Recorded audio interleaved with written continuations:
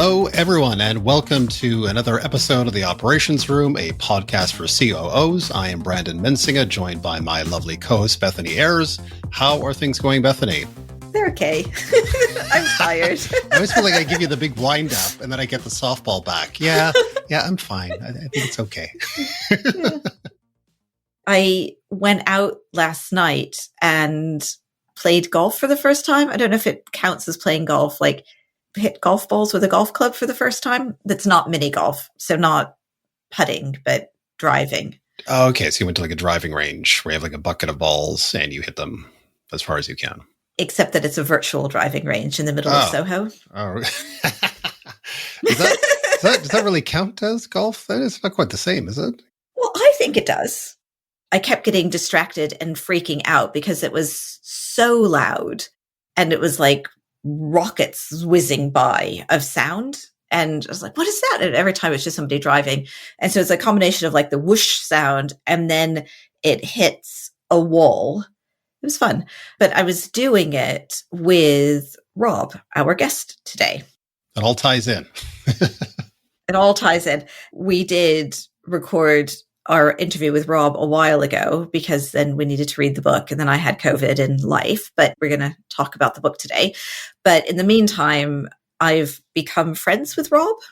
So we had lunch once and then he put a post on LinkedIn about making golf more inclusive. And I thought the post was excellent and like a masterclass in actually doing like proactive inclusion rather than just like, yeah, why don't you play golf as well? Just go to a driving range, get some lessons. It'll be fine. Instead, it was acknowledgement that golf is scary and exclusionary for most of us, that it can be very intimidating. And therefore, how can we create a safe space where people who have not traditionally been invited to golf courses can show up? I had a grandfather who was a golf fanatic, like, one of these golf people. That seems to happen. And he retired at 52 and then golfed every Monday through Friday until about 85 when most of his golf friends died. And not only did he golf every day, he golfed so much that his thumbnails kind of migrated and changed shape from like so much golf. Wow, that's a tremendous amount of golf. Yeah. And also he was originally left-handed, but hurt his shoulder and arm from, I think, too much tennis. And so then switched to golfing with his right arm. Wow. This feels like golfing for survival.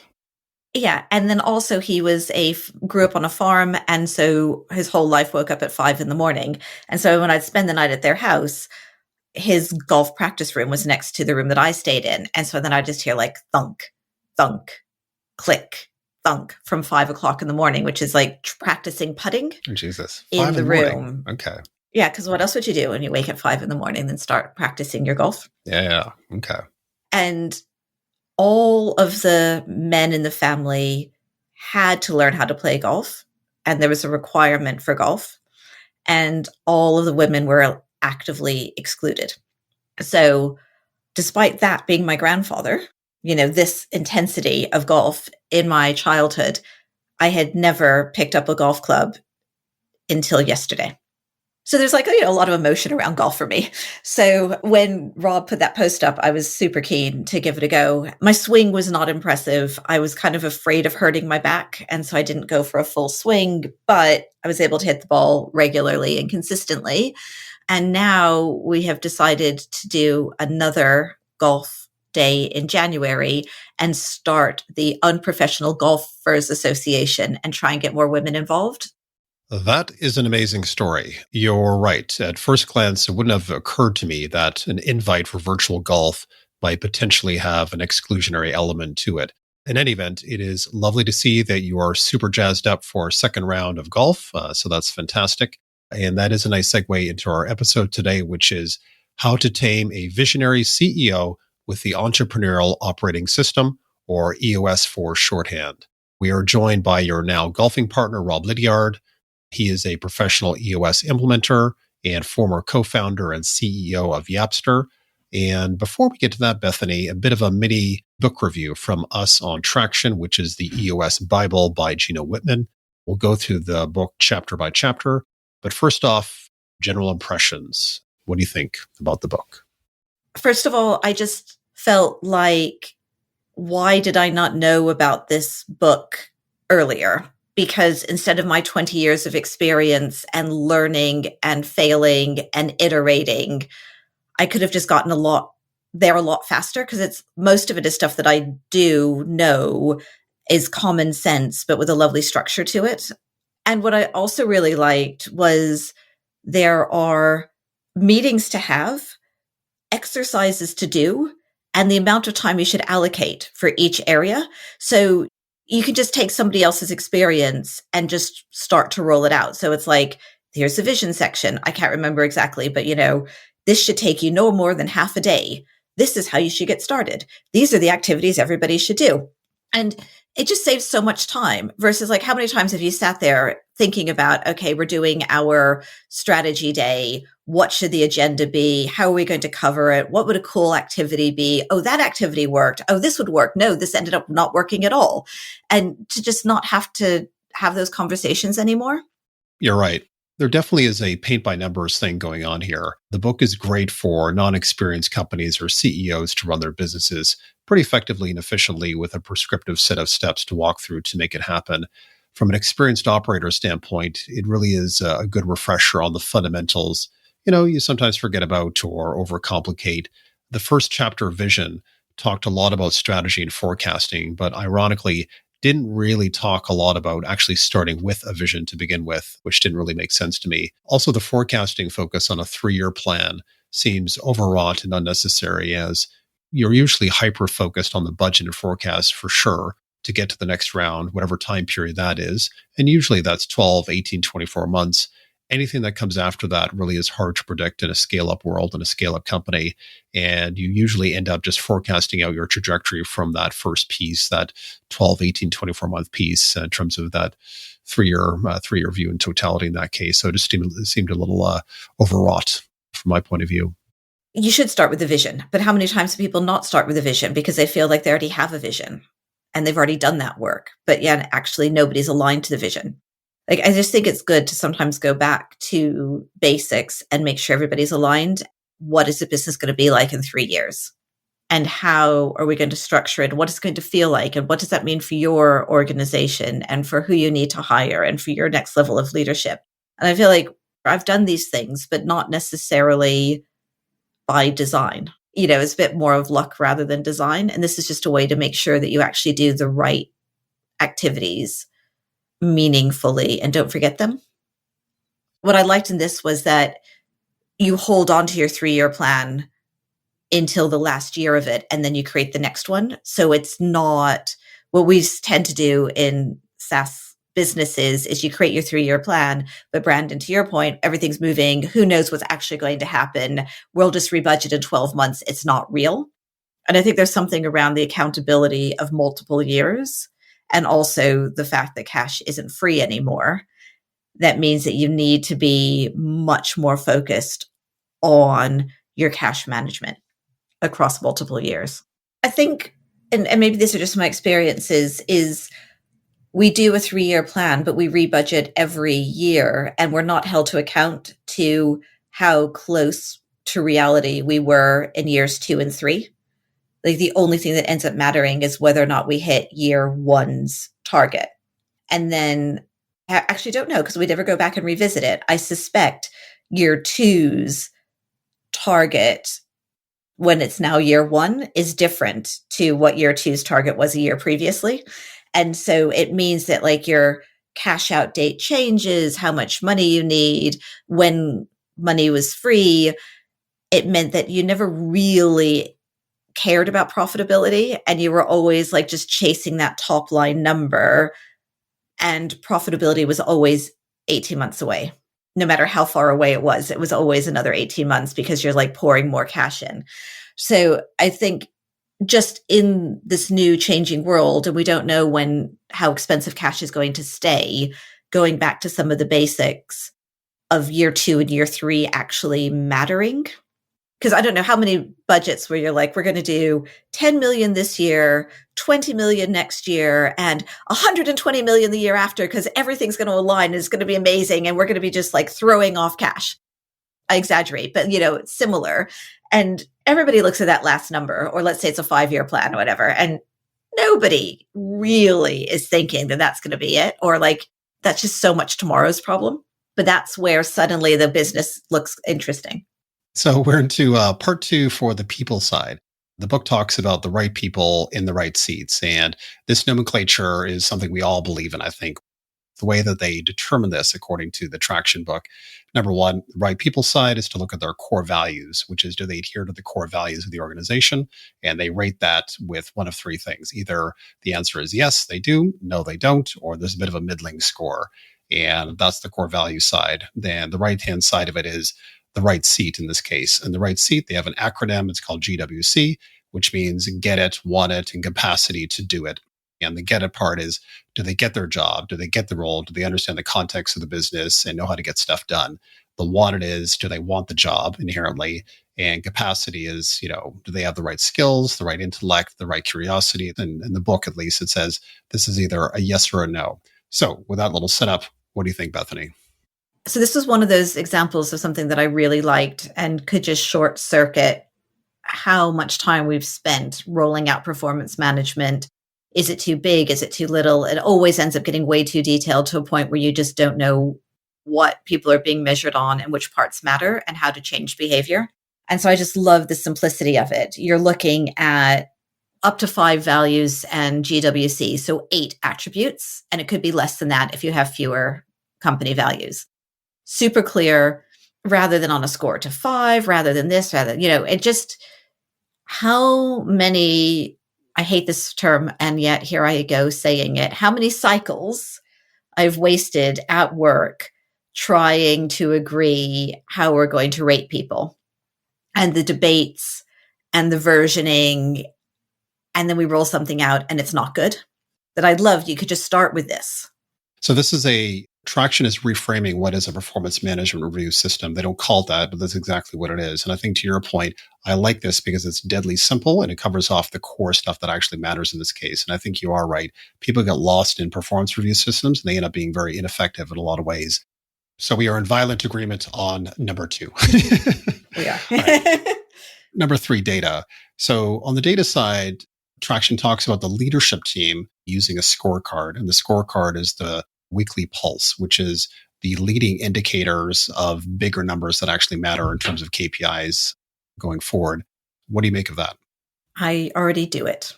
So I guess that was one of those like, tick, done. What I thought was interesting is the meeting management. So you just say on track, off track.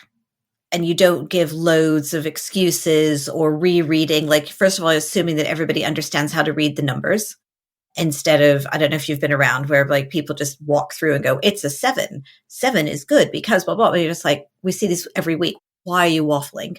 So I like that it's like, we're all on the same page. And then either if it's on track, cool, we don't need to talk about it. If it's off track, we stick it on to the issues list and then we talk about it. And that level of discipline, I have not been great at, or have not seen being great at, but having a weekly scorecard that is reviewed where you understand how you're tracking, have always done like 100% behind it. I just think I could do it better by being more disciplined. So it's maybe 5, maybe 10 metrics. And quite often it will highlight the areas where there's problems. So help desk ticket clearance time, for example. And if that falls off, if there's a massive issue with that and we have to look at it, it'll end up being because the bugs aren't getting addressed, and bugs aren't getting addressed because dev don't have time to address the bugs, and they don't have time to address the bugs because the sales team has sold something that doesn't exist, that the development team now has to desperately build. And so from that one number that's off, you uncover everything that led you there and how can you start to solve it. And so even though ticket clearance times is very much a customer success issue, it is a number that's quite nice to understand. How are we treating our customers? What kind of experience are our customers getting in a leading way? So that's why I do think that you have to agree the most important numbers. For me, another one is pipe gen because it's the fuel that feeds go to market. You need to understand when pipe gen is completely off where it should be and what's gone wrong and be able to address it that week and not later.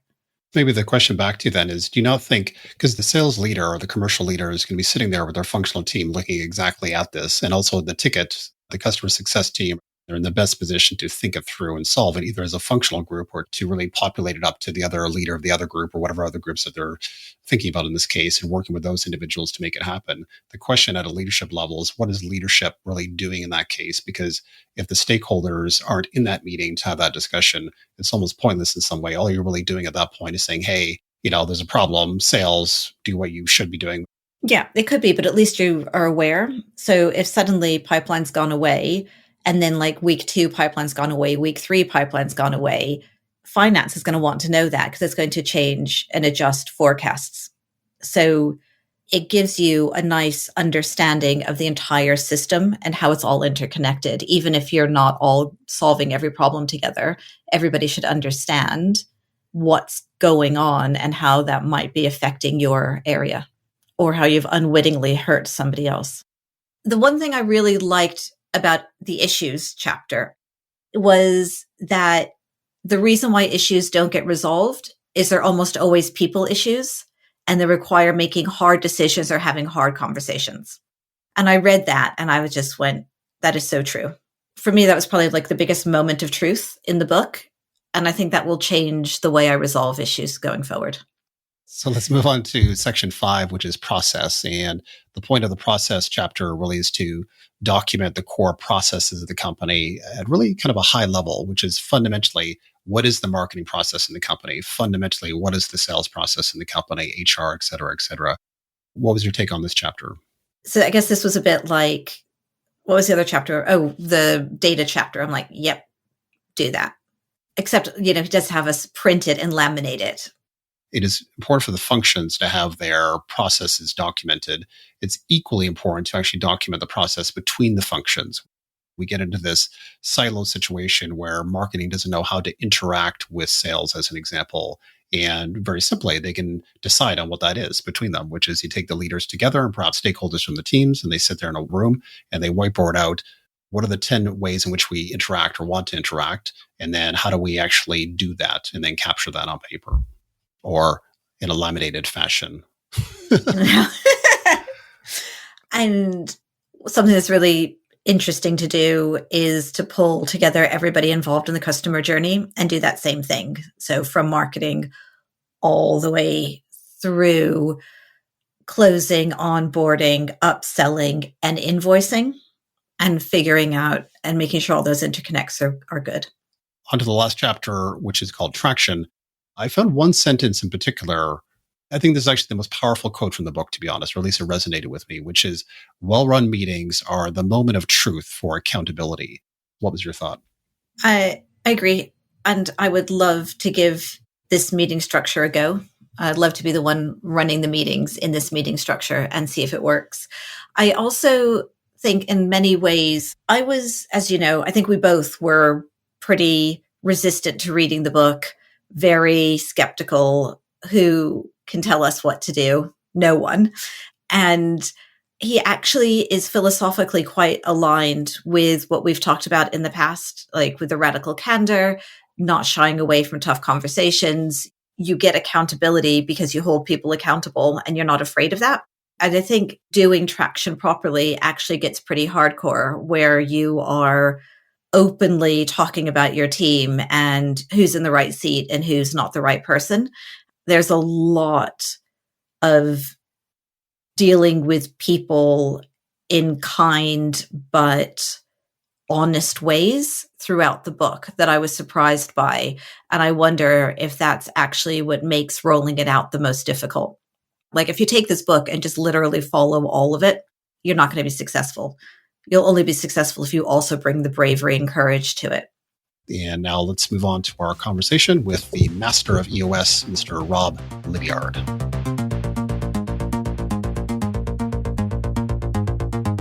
I'm really excited to have Rob on because he's a visionary CEO, so the bane of most of our existences. And also I just thought it might be worth sharing how Rob and I ended up getting in contact. Rob is a fan of the operations room, and so much of a fan that he dropped me a message on LinkedIn thanking us for the show. So first of all, Rob, thank you very much. Clearly, flattery will get you everywhere. Welcome on. Thank you for having me. So when Rob said that he liked the show, I asked him what he liked in particular and if there were any topics he'd like us to cover. And Rob said he liked, I think it was the OKR episode, and asked if we could cover getting operational excellence wrong or understanding the import of it possibly a bit too late. And I was like, sounds like there might be a story there. So can you tell us a bit about your come to Jesus moment when you realize that operations didn't matter after all?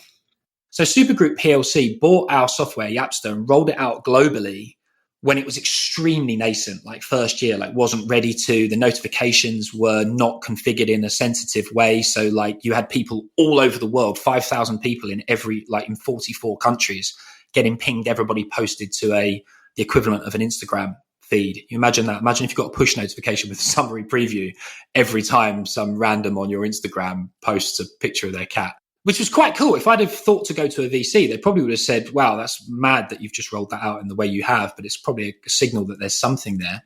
But we rolled the product out. We didn't go and raise institutional capital because we sort of knew it wasn't quite ready and I'd never done that before.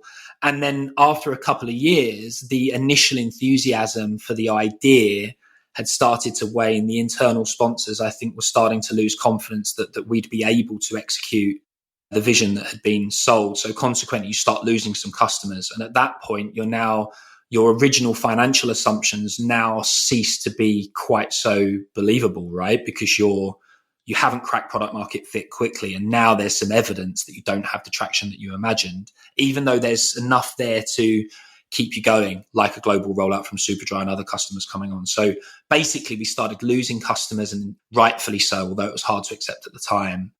And we're struggling to kind of tell a story about why we were the next $1 zillion company. And so we just ended up in that trap.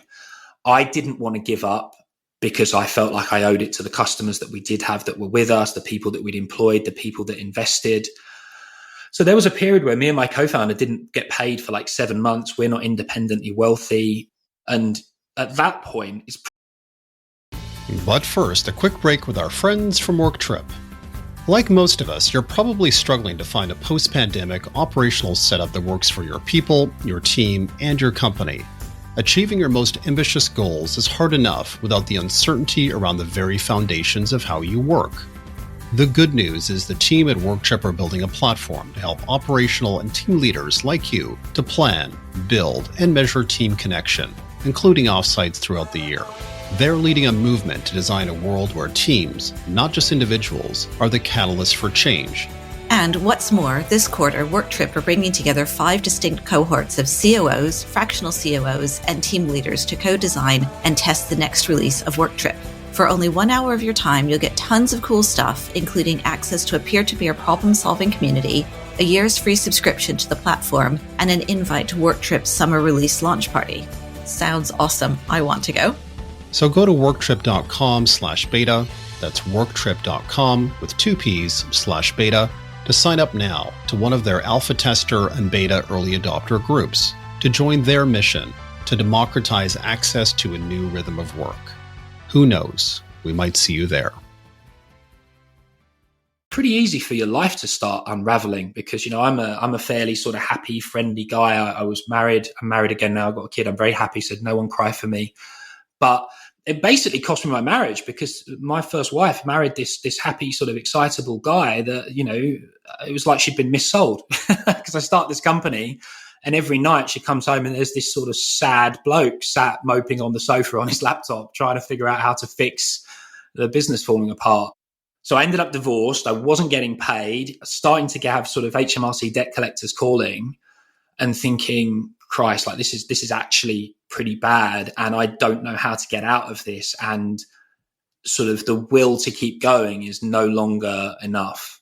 And at that point, thank God somebody introduced me to the book Traction and the Entrepreneurial Operating System, because I'd already been maniacally reading everything I could to try and work out how to fix my many, many operating problems. It's just this one book simplified everything I'd previously read into a structure that I could then implement. Well, first of all, thank you for your honesty and your openness. Like, it's not easy. We don't tend to talk about the mistakes we've made, particularly when they lead to divorce. I think we're not alone. Lots of us have walked these types of challenges. So although I don't really want to move into EOS, I feel like you've primed us and we have to. Just to be open myself, maybe not quite as open, no divorces being laid out here. Never read the book, read a lot of blogs, read bits of the website, and for whatever reason, kind of thought like, not another process, not another OKR book, can't be bothered. There's probably an interesting point here, right? So one of the humbling things I learned going from lawyer, sales guy to tech CEO is you've got to meet customers where they are, not where you want them to be. So I would suggest that superb operators, if you're going to work with visionaries, and not all companies have them, you sort of have to meet the visionary where he or she is, because they're going to see the world different to you. Things that are easy to you might be hard or confusing to them. And so probably the reason that you, and I dare say many of your listeners either haven't heard of ES or have not been drawn to it, is because it might feel like painting by numbers or like, coloring in with crayons at the local pizza restaurant. But from an operating perspective, that's the level that your average visionary type founder is going to be starting at. Because if they saw all the pitfalls that you see as world-class operators, they probably wouldn't have started, and none of the companies that you can go run would exist. And so I think the thing to think about from an EOS perspective is that it is the first step in the journey towards understanding you for a very, very different type of person. And that's what I love about it. The great tragedy is there's lots of brilliant operators that work with like mad visionary founders, and they can't find the language to talk to each other in such a way that they can get on the same page. Yeah, which is why the title of this episode is How to Tame a Visionary CEO. So come on, Rob, I guess we've made everybody wait long enough. How do you do it? Okay, so first I have to recognize that there's a problem. Like, in a way, if you were working with me, you're lucky, because like my life's fallen apart. So you don't need to persuade me of anything. I can see, I just need somebody to pick me up and help me put it all back together again before I have a heart attack. So the way the book Traction starts, or there's another book called Greater Grip, which is a bit more of a sort of practical narrative on how you might implement the system, basically starts by describing a business that's not performing very well. EOS is not really designed for companies that don't know who they are. Like, I wouldn't recommend it for a company that's younger than 2 years or got less than £500,000 in revenue. So assuming you've been around long enough to have some sense of who you are, what the customers you can serve might be, it starts by sort of speaking to the visionary and saying, why is your reality so far away from your dream? You think about nothing else. You've been probably successful in other things that you've done in your life. You're not a loser, and yet it's not working, is it? Like, and how can it be that you've got all of this willpower and charisma and support, and you're giving it every single ounce you've got, and it's not going anywhere, right? Like, it's probably not you, and it's probably not effort. It's probably something you're doing or not doing that's creating a block. Okay. And so when you open the book and you read that, you're like, okay, tell me more. And then it goes on to, it's very flattering. It calls the mad founder a visionary, which is quite un-British. I think there's a reason that it sort of originated in America and is bigger in America than it is here, because you feel like an idiot calling yourself a visionary. I mean, who wants to be a visionary? Nobody wants to be a visionary unless you're the sort of person you don't want to get stuck next to at a dinner party. But it is still a positive term. So it says, you're a visionary. You're a million ideas a minute. The future of civilized society depends on people like you. Okay. And then it's like, but, but you can only help a gazillion people if you can actually make your dreams real. And making your dreams real requires typically 6 components. And so in EOS, they talk about vision, data, process, traction, issues, and people. And Beth rocks sit in the traction component. So it's like there's 6 components. Pretty much all businesses can run coherently using these 6 components. And then the rest of the book just goes through to talk you through them. And then what the visionary starts to experience something not totally dissimilar to what I think the average excellent operator might think. They're like, we're already doing most of this. And you're not. Like, if you're doing like most of it, there's still quite a good chance you'll get no traction. You've got to do it properly, which visionaries are not very good at generally. just again and again takes you through the book, talking about what excellence looks like in each of those 6 components, and just consistently simplifying and coming back and bringing the visionary back to this place of, if you're not doing something wrong, why are you not getting what you deserve? And that's very hard to escape for a founder. Like if it's not going that well, I actually think it would be much harder to be an operator trying to keep up with a visionary that is running a shit show, but for some reason, all the metrics are going in the right direction. Like that business will one day run out of steam and implode spectacularly, but it will be after the COO's given up probably, because they just won't have the purchase on the visionary to correct course for them. So then maybe just from there, so now that we have the high level, can you take us down a level in terms of the tactical side of it? So you talked about 5 or 6 pieces of the puzzle that you just described, and rocks being a component as part of traction in this case. Can you just give us a bit of a sketching of, if you had to describe 3 or 4 things coming out of that book, or out of those pie-shaped elements, where if you implement these 3 or 4 things, here's what I would suggest in terms of what those things are, that how I would actually do them. Yeah, so a vision requires you to create something called a vision traction organizer. It's basically a 1-page business plan where you start by saying who you are and what you're trying to achieve, who you are being your sort of core values of the organization, where you see the organization in 10 years, what's a 3-year milestone to plausibly be able to get there, what's a 1-year milestone to plausibly be able to get to the first milestone, and then what are some quarterly strategic initiatives that need to happen organization-wide and within the leadership team roles in order to be able to credibly hit the 1-year plan. Not complicated, but it forces you to break that down. It's very common that angel investors, directors, leadership teams have actually never really agreed on that. So that's your first source of dysfunction. Then it talks about data-driven decision-making. So if you were stuck on an island and you couldn't call and harass your colleagues, what numbers would you need to see as leading indicators of the performance of the organization? Because again, lots of founders are they know they need to be numbers driven, but they've never seen really what that looks like. Or even if they worked in a big company, the numbers would have been so sophisticated, driven by revenue ops or something, that they get totally swamped in the big, and they can't succinctly describe on one sort of 10, 20 row G sheet what good looks like on a sort of 13 columns, looking at sort of rolling quarterly numbers presented in a time series.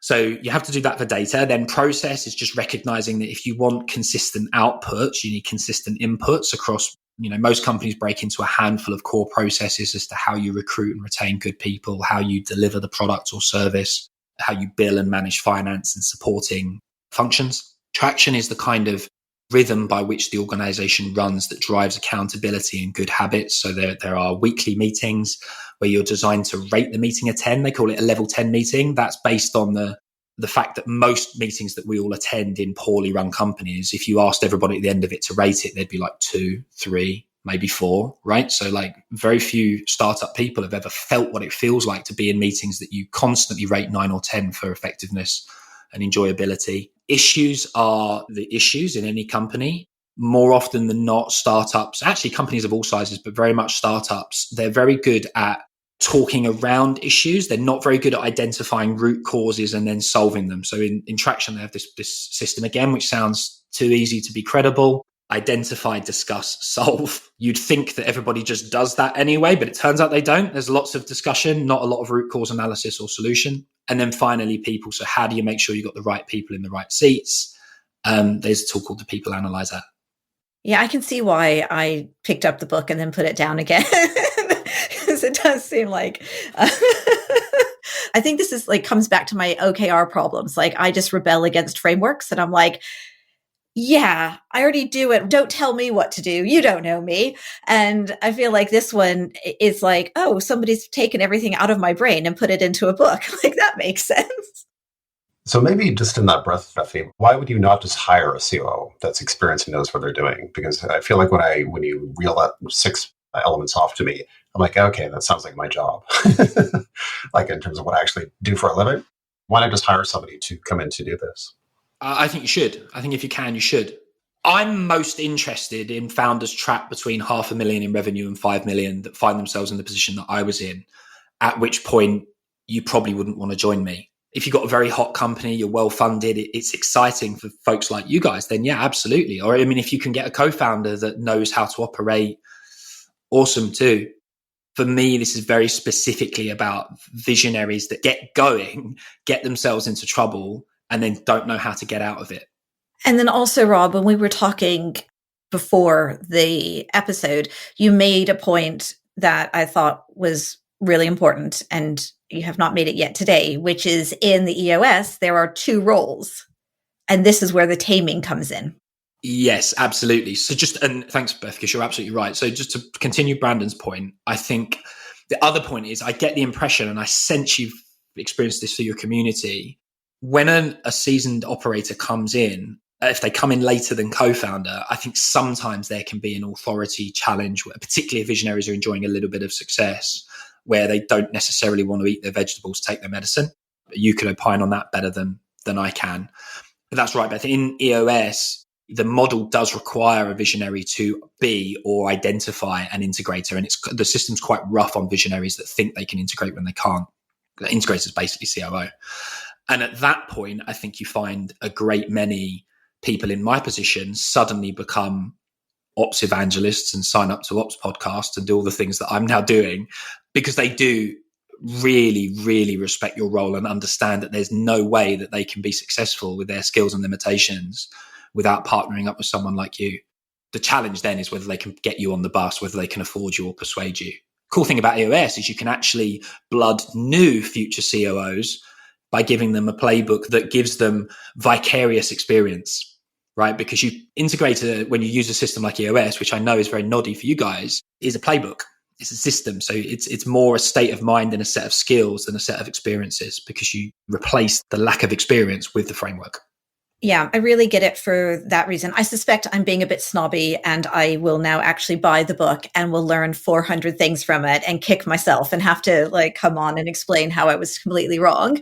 So I suspect that's my future, but also the ability of using it as a way of finding a common language between an operator and a visionary seems massively valuable, and something that means that pretty much everyone listening should go and read the book just to help start to speak a common language. That's certainly my conclusion. I've never met an entrepreneur that believes in EOS that doesn't cherish an operator. I cannot think of a single instance, and I'm a fairly passionate member of this community. It really elevates the professional operator to the very sort of zenith of the organization. So everybody now has their Christmas present list for their CEOs for December. Exactly. Well, that's what I was going to ask, actually, which is, so if you're in an organization where you have the visionary and the visionary is stuck, like you described, but they're not coming to any revelations or conclusions as to how to proceed, and they're just doing what they do, and you're an individual that works within that company, what is it that you can do as an individual to help encourage and nudge that CEO in the right direction? That's a really difficult position to be in. I acknowledge that, because if the organization doesn't have culture of feedback, doesn't really know where it's going, doesn't know what a person that's a great fit versus a poor fit looks like, it can be easy for a visionary type person to dismiss someone as just not getting it, even though they very much get it. So what I would do is, you can't control necessarily how the visionary is going to react, but you can take control of your own life and your own career and your own self-esteem, self-respect. So if you buy the book and you believe in it, and lots of other operating systems, by the way, the one I like, COS, I would buy the book and I would give it to the visionary, probably with a note. And you can only do this if you feel it sincerely. And I think you would say, I think this model would really help us, and I actually want to work in a company that's running this model or something like it. And I feel so strongly about this that I'm going to go look for companies that run on this, because I'm a professional operator. I want to work at the very top of my game, and I'm not going to be able to achieve that in an organization that doesn't understand really what I do. And I think a lot of visionaries, if the operator integrator is good, I think that will scare them into reading it and taking it seriously. And then just getting back to Bethany's question earlier, Bethany and I are seasoned CEO professionals that have done this for quite some time. And I'm just curious now, is there now that you've experienced EOS and you've done it for quite some time, and you're really a passionate advocate of EOS, is there any learnings from that experience that you could share with us that you think would be interesting for us to understand, especially our audience being CEOs in this case that may not be familiar with EOS? I think it would be immensely helpful if you, as a community, got better at explaining your philosophy, your process, I would imagine, look, it might not be what you're going to do, write an ebook working with Brandon. I totally like what I'm saying might not be practical, but humor me, I'm a quote visionary. You probably could write a Notion page that explained your version of the components, what it means to work with Brandon, like what energizes you, the type of organization that you're proud of, like how you think that's going to help the organizations that you come into move through the gears. I think that's really inspiring. The book Traction makes it very clear that EOS is just one operating model created by this guy, Gino Wickman, with no more experience than you, I suspect. So you easily could author your own operating system, and I suspect many of your audience could as well. It's not fair on visionaries to force them to try and understand your value and your system like in advance. Like they're just different languages. So that would probably be my suggestion and advice, definitely for experienced people, because your founders otherwise are not really going to understand the value until they experience it, and it's going to be really hard to find chemistry between you when they don't understand your value, and you don't know if they're going to appreciate your value or allow you to be yourself and implement your system. So I don't know if you read the High Growth Handbook, but I think Eli Gill in that book actually talks about a great manager at Google that wrote a guide to working with so-and-so, which I suspect is a version of what I just suggested. So you've really gone full circle. Like now all you do is read ops books. You were listening to our podcast on OKRs. I'm assuming you've read a lot of Lencioni. You're reading growth books. Are you still in EOS 100% or have you created your own? I'm very open to it, actually. I want to be world-class at whatever I do. I'm never going to be a world-class operator. I hope I can be a world-class, quote, puke visionary and be successful by working with a world-class operator integrator. If she or he has a playbook, system, methodology they believe in that's a right fit for our organizational goals and people, I would follow that probably. One of the things I've realized though, and by finding EOS and how simple it was, I now read business books because I just love reading and learning. I don't confuse my enjoyment of reading and learning with that necessarily enhancing my art as an entrepreneur any further. You know, it's a bit like these very studious musicians that just can't write a good song. There's a level of learning scales and music theory after which you basically lose most of the music listening public, and it becomes more like practicing science than music. And I think it's probably the same in entrepreneurship. So for me, it's enough to have found a system that works, elevated operators to the place where they rightly should be in the entrepreneurial community, and then preach the gospel like I am now on your podcast to make sure that people that are operationally excellent know who I am. No, that makes tremendous sense. Actually, just one deep dive question. It's now piqued my interest, the L10 of the level 10 meeting, because I think we all struggle with meetings to be effective consistently. So just on a deep dive basis, when you look at this L10 concept, can you maybe describe how do you create an L10 meeting? What does an L10 meeting look like and how do you make it happen? Okay, so if you remember, the principle in L10 is when you think about implementing EOS, you generally get asked a few questions, and there's a tool called the organizational check. You can look it up on Google and you can get your leadership team to complete a questionnaire and it will say how aligned or misaligned your organizations are. One of the questions is like, how effective do you find the average meeting? And as I say, people say 2, 3, 4. So EOS, the book Traction, recommends you just try to stick strictly to this weekly meeting where it has a fixed agenda. So you start with what they call a segue. And a segue is like, say something good that happened from your week. It takes only 5 minutes. It's not allowed to take more than 5 minutes. There are some principles of this. The meeting has to start on time. Start with that. Everybody says, what was good for the week. It creates like a sort of calm, friendly tone for the meeting. You go through and talk about your rocks. So no commentary, just on track or off track. That's your quarterly initiatives. You look at the scorecard. Any numbers that are off track make their way down to an issues list. You review your to-dos from the prior week. There are 2 types of to-dos in EOS. Basically, if something can't be accomplished in a week, then it goes onto a list into the Vision Traction Organizer I talked about earlier. And when you do your quarterly review, you pull issues off of there to say, is this so important that it needs to get solved in the next week? It's great for visionaries because otherwise visionaries come in with a new problem every day and totally like derail the organization. So it's like, can it be solved in a week? Can it be solved in a quarter?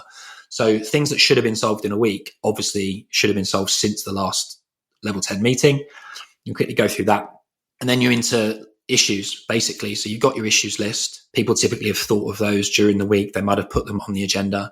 And then you pick very quickly. You don't analyze it to death, but you go around the room and say, okay, what issues do we want to tackle? You pick them in threes. So you'll say, what are the top 3 that we need to solve? You run IDS. You get through them, you solve them, you then pick the next 3 until you run out of time on the level 10. You then do a quick wrap up. You make sure the to-dos are allocated for the following week. Everybody rates the meeting and you absolutely finish on time. That's it. Again, noddy. You guys would already know to do this, but visionaries don't. We did a very similar one. How long is it? 90 minutes generally. They can be quicker. Remember, I never experienced hypergrowth. So for me, my business went from crazy to calm. We ended up with happy customers, some really big customers doing well. I actually didn't tell this, my sob story at the beginning. Our business was ultimately acquired. So yeah, it had a happy ending. And actually, although we weren't growing like a weed, it was a company I was really proud of. Happy customers, happy colleagues, like growing modestly. We just needed to be a part of a bigger company to realize the full potential. So that's what we did. And so our issues actually stopped expanding. I think if you were growing really fast, then obviously your issues list would continue expanding with breakneck scale. But that isn't something I've experienced. I'm sure you have many years ahead of you. I fully intend to. Rob, we'd have more questions, but unfortunately running out of time. So the final question is, if our listeners are only going to take one thing away from today, what is it? Work somewhere where you are appreciated and explore the system that I've just talked you through. There are many others. And don't settle for a company that is happy or founders that are happy living in chaos. But before you throw your toys out of the pram, give them this book or another one and give them the opportunity to come meet you where you are. Thank you, Rob, for joining us on the Operations Room. If you like what you hear, please subscribe or leave us a comment, and we will see you next week.